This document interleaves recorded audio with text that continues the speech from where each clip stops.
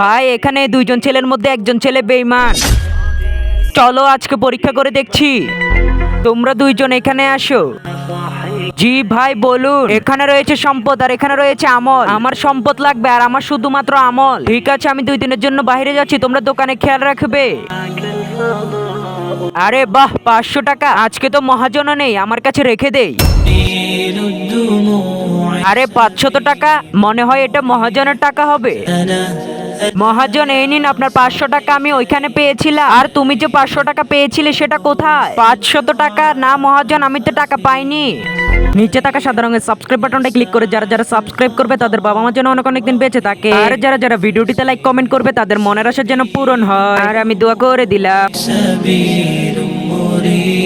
মহাজন এই নিন 500 টাকা। সাকিব এই নাও 1000 টাকা। এটা হলো তোমার সততার পুরস্কার, এটা তুমি রেখে দাও। রাকিব এই দেখো, সে সম্পদ আর আমল দুইটাই পেলো।